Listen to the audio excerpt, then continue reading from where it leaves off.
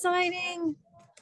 So today we have Nicolas Weiser from Dean Vaughn. He's going to share with us about using Gen Z and, well, I can read the screen, teaching Gen Z and microlearning on TikTok. Dean Vaughn is a member of the consortium, and so we are excited to have them here to share with us and help us become a little more creative and exciting in our curriculums. Don't forget, you will receive a certificate of participation. Probably give us about 2 weeks because we'll be in Seattle next week and we might not get a whole lot of professional development certificates created, but as soon as we can, we will get those to you. And then also keep in mind that we will not have another Wednesday webinar until the first Wednesday in November. So we'll be out for about 2 weeks and then we'll be back bringing some awesome professional development in the health science area. So Nicolas, if there is nothing else that anybody tells me I need to say, I'm about ready to hand it over to you. Thank you. Thanks very much. You'll probably see from my background that I am not in a typical office space. As I mentioned before, I've actually taken over my 21-year-old daughter's bedroom for transforming it into an office. So it's a work in progress, but it's a good introduction into my experience with TikTok because TikTok appeared about at the perfect time when my daughter was 17, I think. And she and I did several TikToks, and it was fascinating how she went from using TikTok as purely entertainment to, I would have conversations with her, just, like you have with your children, and saying things like, well, why don't you just Google it? And she'd be like, rather than saying Google it, she'd say, oh, I'll just TikTok it as a source for information and as a source of truth, which I thought was really fascinating. And my response, of course, was at the beginning was always like, like, how can you trust it, right? There's nothing that's curating it or that's checking that the facts are correct. And what's interesting, what's happened with TikTok is that, of course, lots of credible sources have gone to TikTok, universities, companies, and all sorts of institutions and organizations. And they're still trying to figure out how to use TikTok. I mean, of course, companies use TikTok to promote themselves and make things funny. And then, some companies have a very different approach. So what was really interesting with my daughter is that, we had this kind of evolution where she was really using TikTok to study and to not using Google or not using other sources. So out of that came kind of this project about a year ago that we decided to approach TikTok to use it as kind of an experiment, but also as we consciously decide not to make it a place of kind of like, the goofy fun stuff where people dance and things like that. We've seen that before, and maybe it gets a lot of views, but what we thought is, can we make this kind of an educational element and in a way, teach in a different format ways that we teach online or DVDs that our courses do, our medical terminology course or anatomy course. How can we do that through kind of a very short format microlearning? So these are kind of the results of what we learned. You can do it yourselves, and you can do it in different kinds of ways. We created a channel ourselves, which is Dean Vaughn, but you could also just use it as a learning tool, and this is kind of what we learned. So this is going to be a little bit weird. Tell me, can you see my screen? Is that okay? Is it big enough? Okay, good. So we all know that Gen Z is using an enormous amount of time on TikTok, and what we found is there was a fair number of healthcare educators and professionals on it, and kind of, basically engaging with their students, or engaging not only with their students, but just generally with the public, and then people will come to them. So if you've never really experienced TikTok, TikTok is an endless scroll type of app. So you go on it, and then you start looking at things. It gives you things randomly. It asks you a few questions, but you can ignore that. You go on it, you start looking at things, and the time that you spend on it, on a post, let's say, a small format video, will determine how the algorithm determine what more it'll give you of the same type of things based on the experience of basically over 1 billion people. It's extraordinarily powerful in how good that algorithm is. And if you downloaded the app, you would really see that, how it works. So this is the subject of our conversation today or presentation. Here's just a few facts that we thought were just remarkable. 70% of Gen Z are on TikTok, and 18% of them spend 5 hours a day on it. So can you imagine if they spent the time doing, anything else? A lot of parents would say it's a complete waste of time. I have a parent of two, one teenager and one now 21-year-old. Even my daughter says it's a waste of time, right? But what's fascinating is that she can't get off it, number one, unless she deletes the app, which I've done myself. Right now, I actually don't have TikTok on my phone just because, like a lot of apps, they just take up so much of your time. But if you're going to use it for educational purposes, or if you're going to use it for purposes to kind of discover, then there's some power behind it. So rather than fight it, kind of this is what we learned is kind of how to incorporate in people's daily lives. So just from a perspective of social media, Instagram is pretty popular, but not as popular as Facebook. This is overall. So this includes people our ages, people younger, people older. But TikTok really dominates in terms of hours spent per month on the social media. What's also interesting is that it's not just for young people. It's fascinating that 32% are between 10 and 19. I'd probably guess, they're 14 to 19-year-olds. But if you think about 20 to 29-year-old, right, that's 50, 60%, but another 40% of them are 30 plus, and even 7% are 50 plus, which I put myself in that category. So there are lots of people in engaging, and I believe it's over 1 billion people now on TikTok who've signed up for TikTok. If you have any questions, you can just I can just pause once in a while, and you can just shoot away, or you can ask them in the chat area at the bottom right. I'm happy to stop and answer any questions. So these are some of the things that I think are generally accepted. And certainly we've noticed that with the students that we teach. Dean Vaughn, which is part of Peterson's, has basically high school students, 11th and 12th graders who use our courses, and then college students, career technical schools of all different types use us, and also, traditional four-year colleges use us too. So we have a lot of experience, and, the feedback that we get is consistent with this, which is, you can't just teach one way, you can't lecture, you have to kind of use a blended learning experience using lots of different tools. Dean Vaughn, I don't know how familiar you are with our Dean Vaughn courses, but, we really teach in an extremely, I would say, silly way. There's very little kind of the rote memorization. We use a lot of illustrations that are just goofy. They're, associations to elements, and it seems to work really well. Dean Vaughn has been around for 40 plus years, and I know it's been very successful. I joined Dean Vaughn about 2 years ago, and I'm the general manager of the company, which is part of Peterson's. But I know that lots of students who at once took the course have now became nurses or something like that, or medical assistants, and then came back into the teaching profession, and they're using Dean Vaughn. So it's this long history, and we're kind of going to these kinds of things. We have flashcard apps. We put the videos in and apps also. We have a lot of interactive activities that are used through computers. We have actually printed workbooks that we still use that students like, because teachers like that and students do too. And this is just another element of how to learn using kind of a blended style.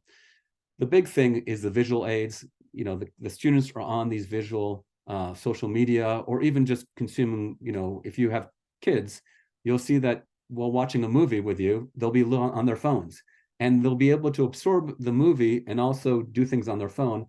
It's not as good in terms of they haven't really absorbed the movie, in my opinion, as well as they would have if their undivided attention is towards the movie. But at the same time, this is how they're learning. And it's really repetitive, bite-sized pieces, which is the definition really of the microlearning. And TikTok is really perfect for that.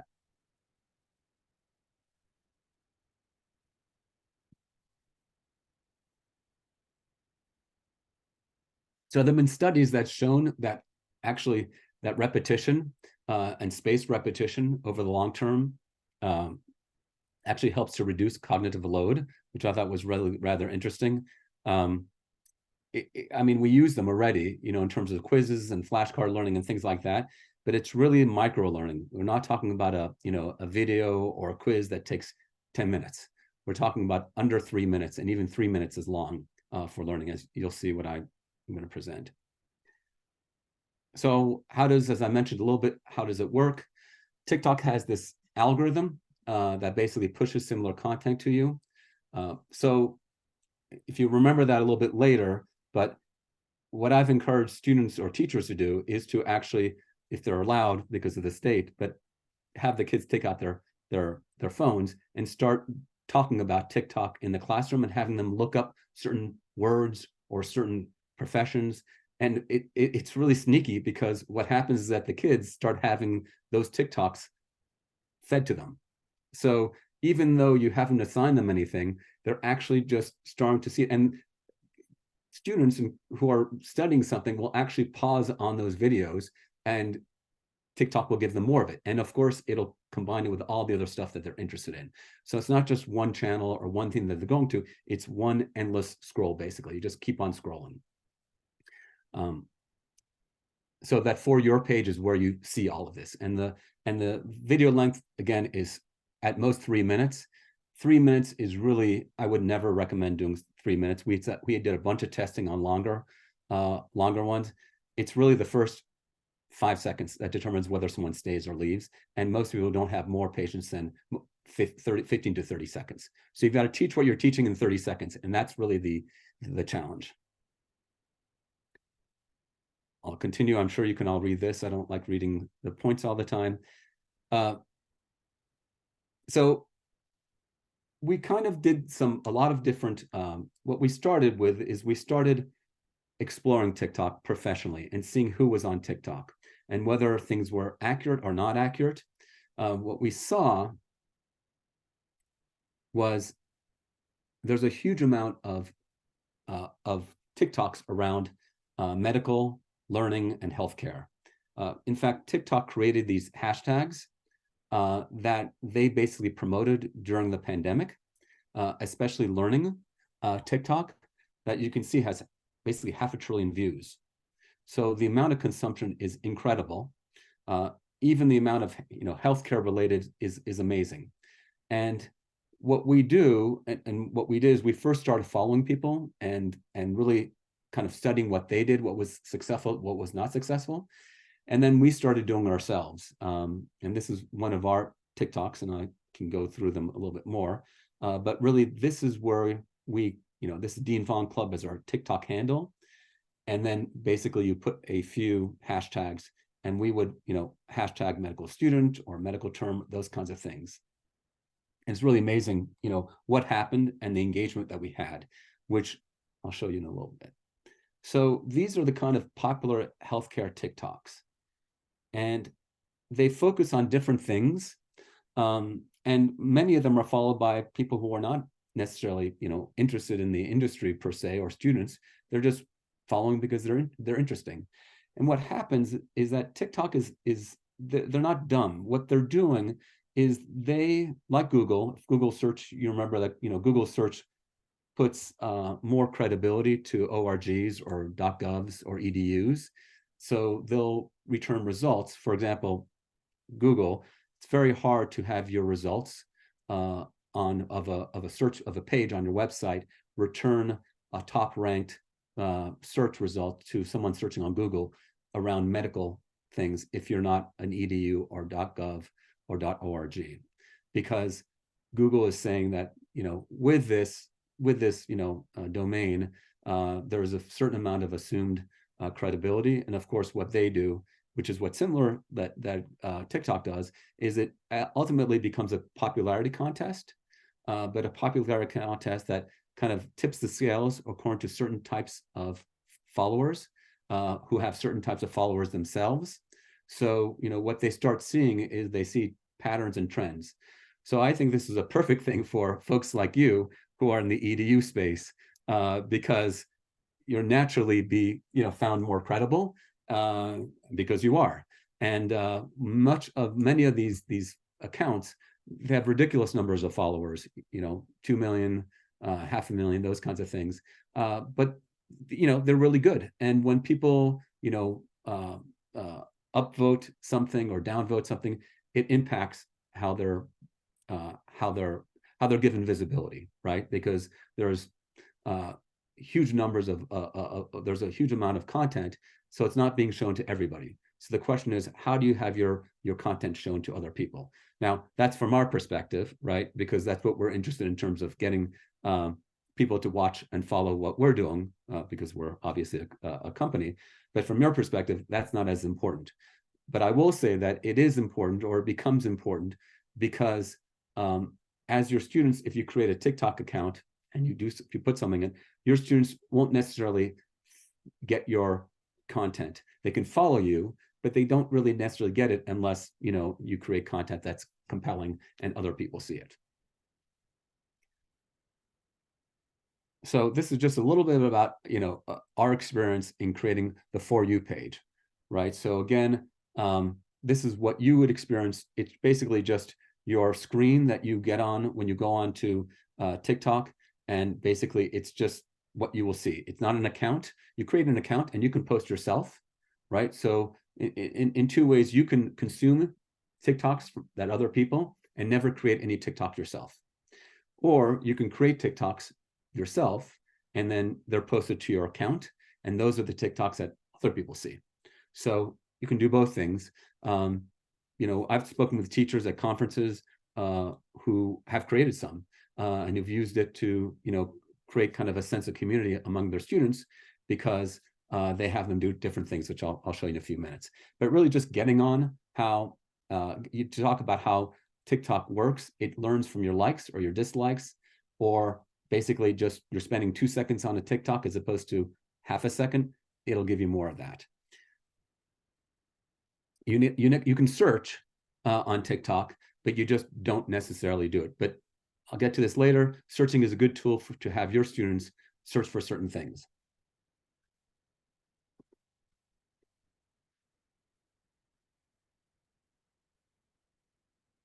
Okay, here are some of the things that we have tested out and kind of played around and seen what works and what doesn't work. And if you're a teacher and you'd like them to use TikTok as a tool for discovery and learning, you have to introduce them to certain TikToks, and then what will happen is that they'll get pushed TikToks. At the same time, there's more uses for TikTok, and here are 3 examples that we've played around with, and actually they're very powerful. So one of the things we've done is to ask a group of kids to basically start to preview their next unit rather than going over something they previously did. Kind of ask them 2 questions, and they should basically use the search mechanism in TikTok to try to find the answer. And then what they can do is they can like it, or they can share it, or however they want to do it. But what that does is it gets them kind of familiar with, not necessarily TikTok, because I assume they are already, but familiar with kind of searching for these kinds of things. There's a lot of discussion around being on different kinds of TikToks. Students will, or people will say, I'm on the, I don't know, the fishing TikTok, or I'm on the snowmobiling TikTok, or I'm on the conservative or Republican or Democrat, liberal, whatever it is, right? And what happens is that you start to get a lot of content from just that kind of theme. So by introducing them to this type of medical TikTok, if they haven't done so yet, it really, it really gets them to be exposed to this kind of content. And when you're asking them to discover something that they don't know yet, it may be more interesting to them, right? As opposed to something they already know. The other thing we've done is really using TikTok to help them create project ideas, right? I mean, I think that comes up a lot with students saying, I don't know what to do with this project, or, give me some ideas, or you're, pressed to help them to give them ideas. This is something that they can just, if they know the next unit, or they know what they generally have to write the project on, this is a great way for them to start searching, right? Because they can search for anything, and I mean really anything. You can put in any medical term, or anatomy, or subject area, a profession, and things will start to come up. People in those professions will come up, and that leads to the next one. Is really the idea that these are students who are going to be professionals in these healthcare spaces, and of course they have some exposure, I would assume. That's what we're told. But how do they connect with? And I don't mean necessarily interface with, but how do they see what other professionals are doing? Certain types of professions, even some very detailed parts of that profession. If you're looking for something that procedure, you could probably find it on TikTok, and there's probably someone describing it, or someone even demonstrating in real life.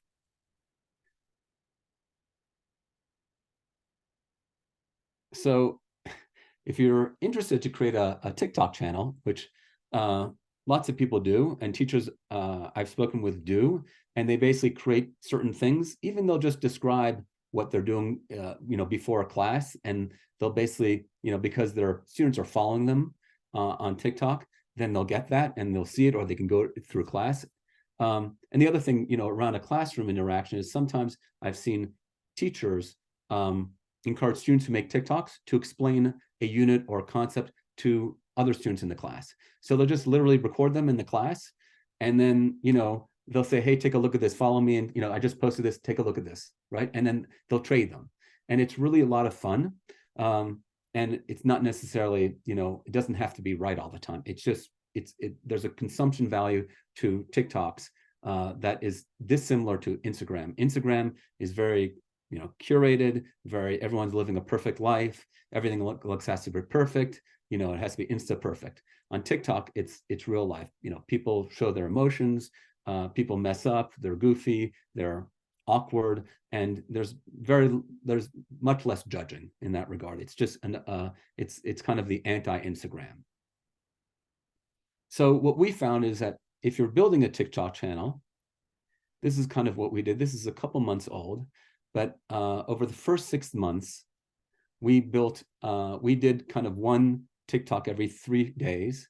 And what we ended up with was basically, now we're over 10,000 followers, 8,000 followers. We created about 100 TikTok videos, but the number of views is really astounding. 650,000 views. Now, I will say that many of these views are people who have been fed this TikTok, and they're not. You can see all these analytics, and they don't spend more than I don't know 2-3 seconds, and that's absolutely fine, because what we found is around 5 to 10% of people are our kind of people, right?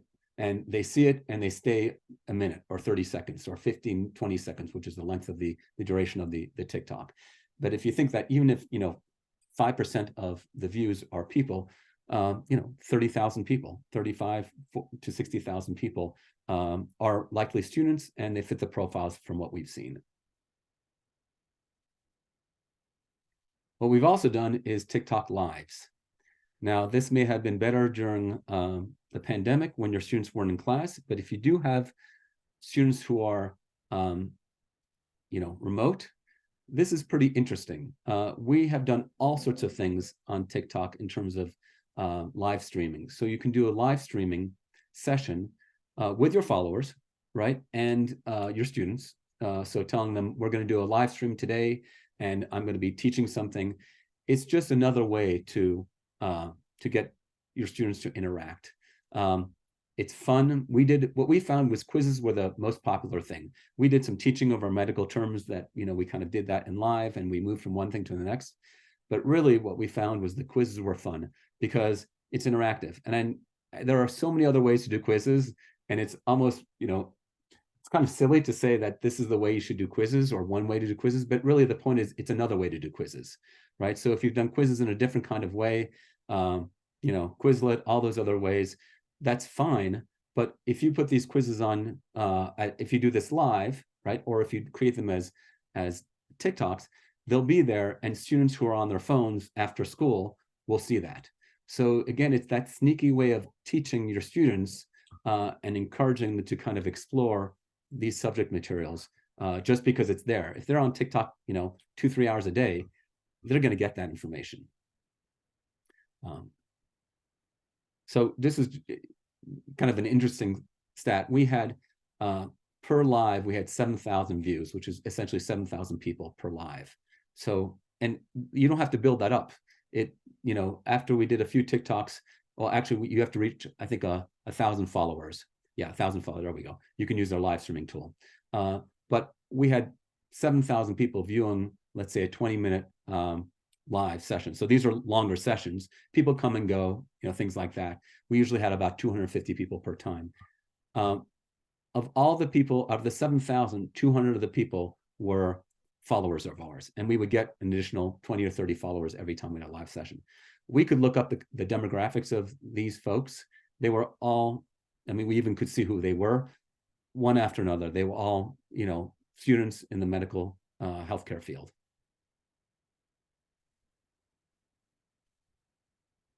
So here's a couple of things that we tried that worked and didn't work. We named different things.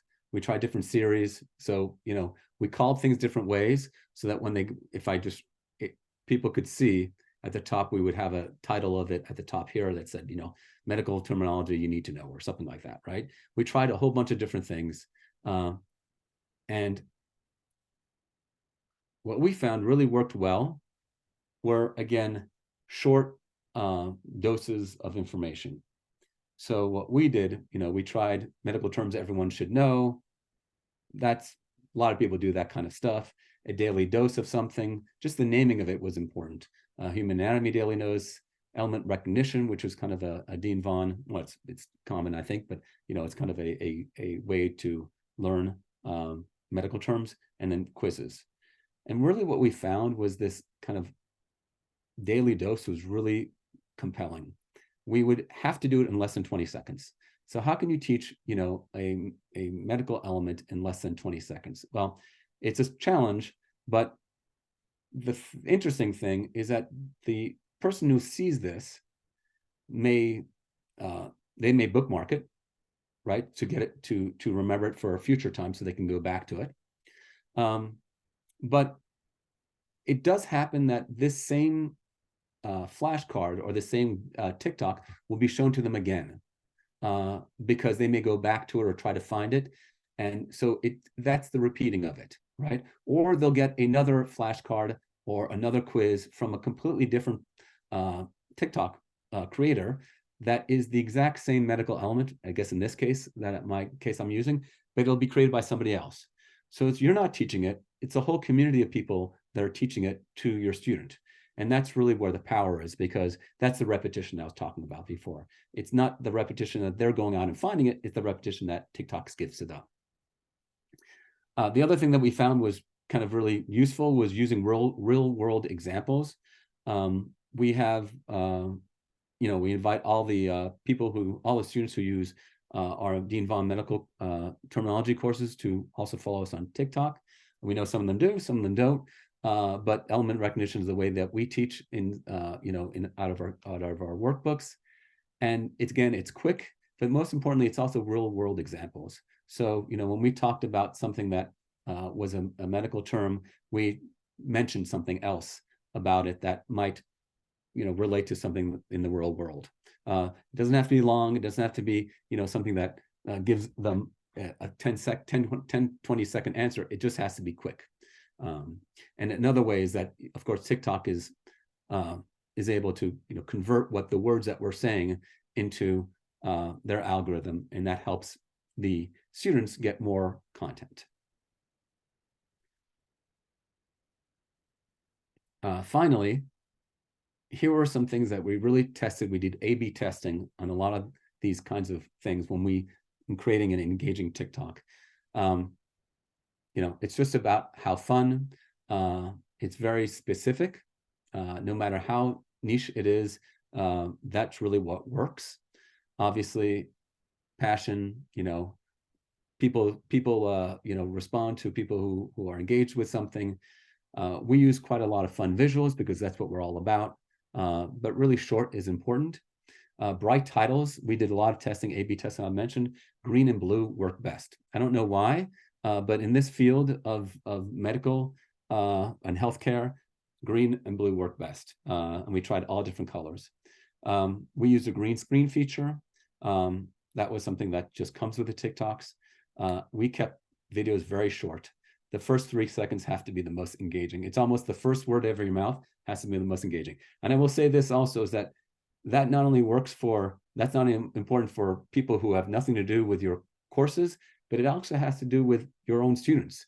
We did some testing where, the people who followed us, we approached them and asked them to review things. And we could see that in many cases, they weren't interested after 3 seconds. And they were studying this at school. They just has to be engaging the first 3 seconds.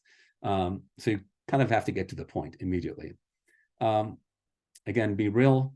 It's an anti-Instagram. It's unpolished. It doesn't have to be perfect. You can make mistakes. And really what it's all about is having fun, because what we found is I did a presentation at the Reno HOSA earlier this year. And it was I was very interested in how the students would respond to kind of talking about this. And about half of them use TikTok, and the other, more than half, others didn't use TikTok. Most everybody were not creators. They were consumers of this content. So they didn't create TikToks.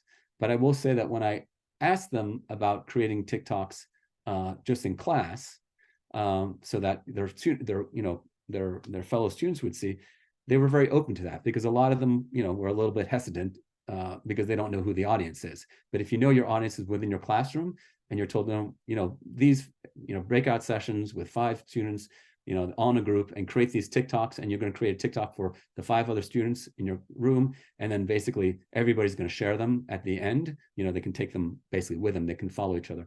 It becomes really compelling. Okay. Well, this is our Dean Vaughn club on TikTok. And this is actually, we have a medical terminology app that has videos and things like that. It's not a free app, but it has quite a few, it has a couple modules on it. And if you're interested, if someone shares my email, or you can go to deanvaughn.com and kind of fill out a form, I'm very happy to give everybody the free app. Okay. Questions, comments?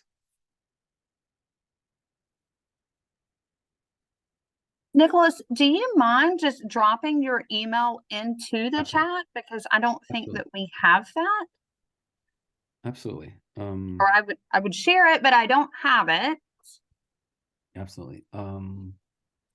Where's the chat? It should be near your share screen button at the bottom.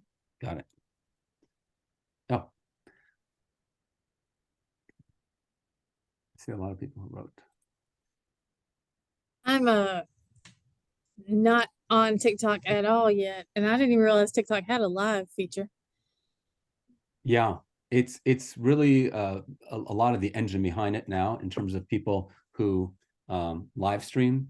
It's used for a lot of commercial purposes, but it's also used for a lot of teaching, and not necessarily in the classroom, but people who are just teachers will just live stream something. I'm not exactly sure why they do it. I think they kind of I kind of do know they like the they like the interaction, the sense of community, and the nice thing is that when when students start to follow that, or they see a live, they watch a live, then they'll get more of that content, the same content in their feed. And the way that TikTok, it really pushes, it's all about push.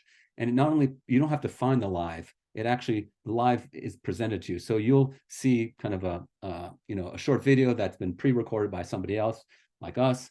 And then you'll scroll up, and then suddenly you'll see a live happening right in front of you. And it looks just like a regular one, but you just click on it and you join the live, and you can kind of see, what people, you just essentially just watch it. So if we wanted to follow you on Dean Vaughn, would that be the Dean Vaughn Club? Yeah, Is exactly. that where? that how we would search you? Yeah. Okay. Oh, I did have one other question I jotted down while you were talking. I know on a lot of other social medias as teachers, we're discouraged from having our students follow us and follow our students. I guess that's not a problem with TikTok. You mean in terms of you following the students? Yeah, like with Facebook, we're really discouraged from following them or Right. letting them follow us. You don't have to follow them. And the TikTok account you create can be your professional TikTok account. You can actually, if you had a personal one, you can actually have a professional one too. Mhm. So, it allows you to just use, the content that you create at school and just create that. And if you're really into it, you can create your own account, also a separate account that you can toggle between really easily. I'm reading a couple of the comments. Someone said TikTok is owned by a Chinese spy company. So that's a really interesting comment. Yeah, it's owned by a Chinese company that's called ByteDance. I don't think it's well, I'll just say this is my own personal opinion. I've been in the tech field for 25 years and all sorts of things. They are no different in terms of what they collect than Google. The question is whether you trust what they're going to do with that information. They have the ability to, they capture your email, your phone number. Can they take over your camera?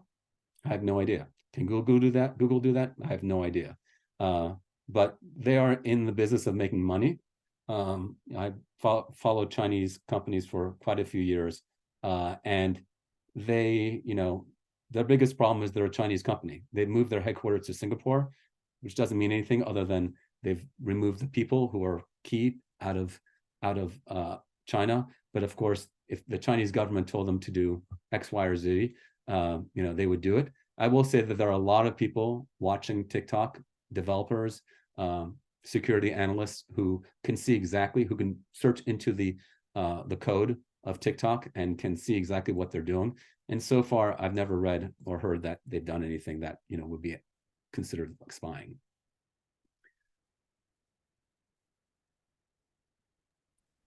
So Nicholas, with the Dean Vaughn app, I just want to download it then. Yeah. What you were saying is that if we emailed you, you would give us a sign-in on for the app? Yeah. Wonderful, Yeah, because I know that that's something that I could try and then have my students look into as well. Absolutely. Don't email me first. Don't download it and sign up yet. Okay. It'll be easier for us to sign you up if you just email me, and then we'll set you up. We'll send you an email that will link right to the app, and basically you can just do that. Oh, that's a nice comment. I just read Melissa Sparks. The audio name's great. We are, just as a side, for the first time in several years, we're completely redoing the illustrations. So it'll be the same audio names, but we're completely bringing them up to date. And I think it's been something that's been long in coming. So that's something that will happen. We're still going to sell the DVDs because lots of schools still want to use DVDs. This will all be released for June of next year. So, and we also have an online course, which has all the same audio names, the videos, but it has a little bit more in terms of the interactive activities, flashcards that are in the online course. And of course, both the DVD course and the online course come with a printed student workbook that students can work through. And the online one is aligned exactly with the online course. So that was a lot of work we had to put in to make sure that it aligned perfectly. So as they went through every section, every module, it was aligned. That's awesome. That's one of the complaints I would say that I get from using Dean Vaughn in class is the students. They say it's so boring, or they don't like it because it is outdated. So that's awesome that it's being updated. They learn it very well anyway, but when they're in class, they'll complain to me, but then they come back later and they're like, "Oh, that was so good. I'm so glad you did that because it helped me so much with XYZ class in the future."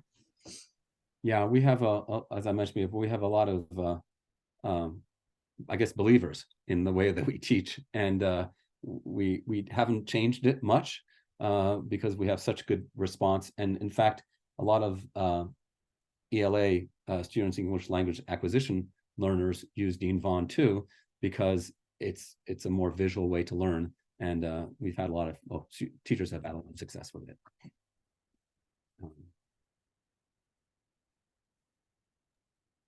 I think it's a great way to start to transition our teaching practice towards, something that's a little bit more quick for the kids, because that is what their attention span is. One thing that I learned last year at our conference, presenter talked about having their students create TikToks or Facebooks or whatever, say like doing a CPR demo, and then hashtag like American Heart Association or their local fire department, and then they would get a grade based on how many likes they got, based on, what their information, whatever it was that they were trying to, show. And I thought that was a pretty innovative way to get kids involved and share their message. Yeah. And even just the using it as a research tool, to get back to kind of how I was introduced to it with my daughter, it's amazing if they're on it for hours during the daytime, and you use it just as a tool for research in class, and they just take out their phones and they maybe answer questions, maybe have a quiz that they just use TikTok to answer the questions, that will start to feed them the similar content. And I just think it's, anytime you have a chance to have a student be immersed in something when they're not supposed to be, right? Or when they're not, in that classroom environment, and they're just, taking a ride or with their friends and they see it. It's that short burst that promotes retention. And I'll say this, if everybody wants to just, everyone can just email me. I'm happy to send them the app. If you're also interested in the course, let me know, and we'll give you a demo. We can send you a link to a demo of the online course where you can just kind of see what we're all about if you're not familiar with Dean Vaughn. Nancy Harris is saying in the chat that HOSA has a new event for mental health that uses TikTok, which I did not realize. So that's an awesome bringing it right into health science and HOSA. Yeah. How many of you are how many of you have created TikToks for your class? Has anyone done that? Or had it as part of an interaction or exercise in classroom? Not yet, but after today, I might be trying. If you do it, and I'd be really curious how it works. We're always trying to learn new things, and we like to share what works and what doesn't work. So yeah, I would be very interested in your experiences, just because it. Nancy says she's Nurse Nancy 20 on TikTok, so I'm gonna write that down so I can follow her. There you go. And steal some of her content until I figure out what the heck I'm doing. I was hoping to use it this year, and then we got shut down. Our district, well, the whole state said we can't use TikTok In the classroom? Right. Okay. Yeah. So I don't know how you go about, like, say to the kids, hey, you can find this on other platforms, or seek out other platforms, and, be creative in the way you tell them to go when you're not in school. Not that the school actually, it's not blocked, but they're supposedly not supposed to be on there. Yeah. Well, I would imagine that if I think about my daughter and how she used TikTok, I wouldn't be surprised if some of them are already using it to help them with search and things like that. Are there any? Yeah, well, sorry. I was just going to point out, Nancy just said that you can save the videos and download it to your email. And that's how she uses some skills videos, which is a great idea. Thank you, Nancy. I am not on TikTok just because I haven't created an account yet. I'm sure I will be after today. And saving the videos at least, because I'm not sure if it will pull up on the school computer, but we all know that if I'm not on the school Wi-Fi, they don't know I'm on it. Right. Maybe I should stop recording as I say that. Well, and the students will be also, right? I mean, if TikTok is are. left in colleges, I've read, they just go off the Wi-Fi, right? There's nothing stopping them from doing it. Exactly. Yeah.